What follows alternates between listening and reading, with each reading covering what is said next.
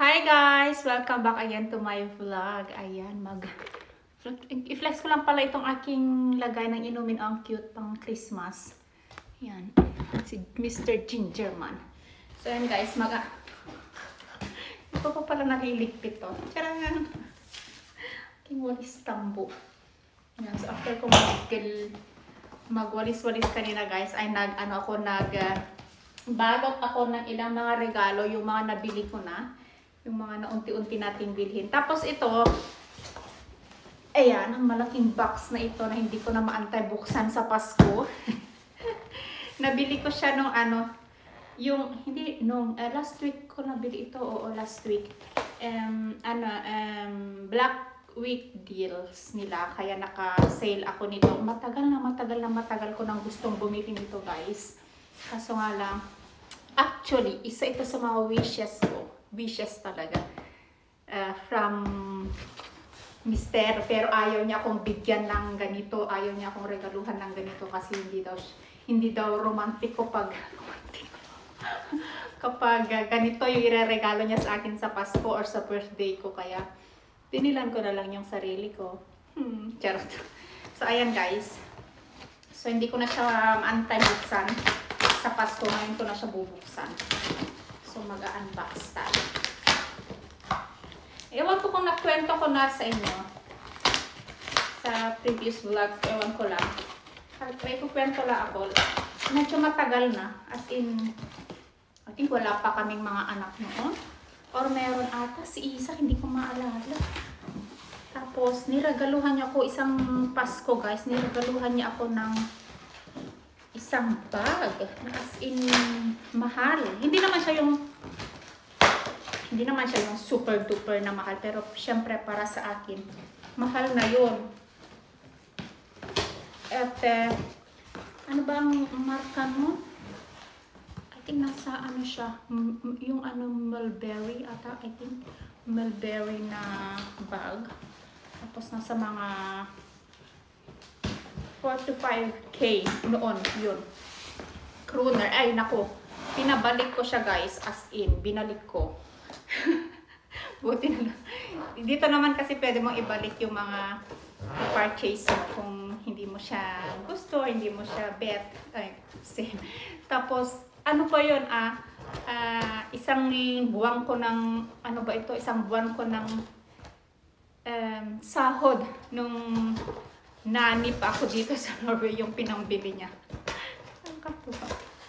So, ewan ko guys, ewan ko kung ako lang ba yung ganito. Since naging nanay ako, hindi na talaga ako mahilig sa... syempre dati, mahilig talaga ako sa mga pang-personal na gamit. Lahat naman tayo mga babae naman. Pero nung naging nanay na ako, wala na. Yung ko sa mga gamit.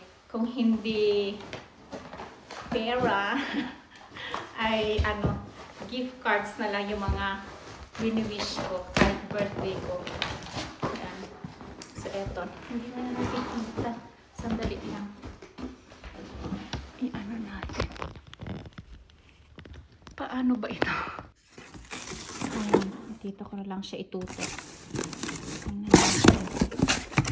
So, naka-sale nga siya. Kaya, binili ko na. Tadaan!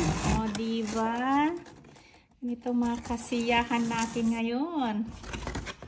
Ang ganda. Hindi naman siya yung super duper mahal. Pero, 10 pieces. Black cookers. Tingnan natin siya, guys.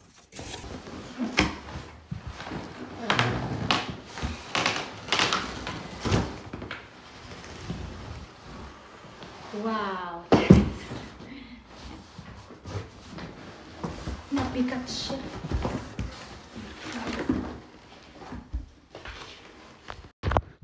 Ayan guys, lagay ko na lang siya dito sa baba. Para makita natin lahat ang laman. Tara, buksan natin. ASMR! Mag-ASMR.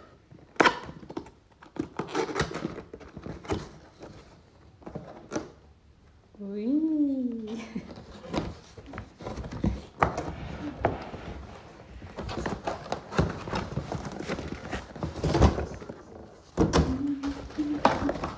Ayan. Takip ang unang nakuha ko. Takip. Sa wakas, napapalitan ko na din yung mga kaldero ko. Another takip.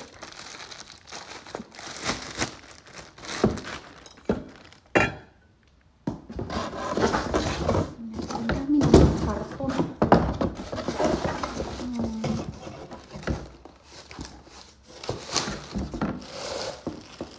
Wow. Ang ganda niya, guys. Oh. Ano bang pangalan nito? Swordfish. Swordfish cookware. Ayan.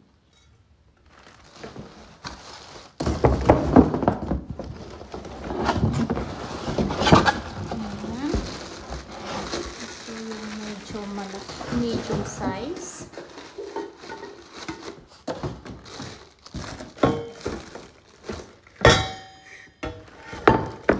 Lag, tumatanda na talaga ako. Pa-40 na talaga ako. Ito na yung mga kasiyahan ko, guys.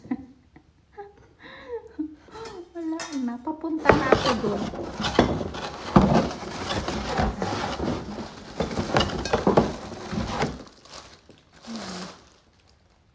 Ano ba ito? Pan? Ano ba? Palayok? Palayok? Kawali? Ay, pariyok. Pariyok sa aming mga Ilocano. Tapos may mga kasamang sandok. Ito yung sandok. Ilan ba? 4.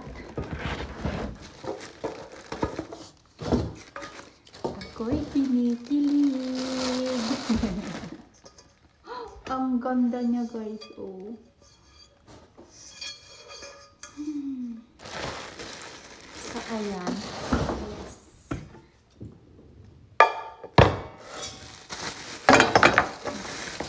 Nagkalap na ako dito.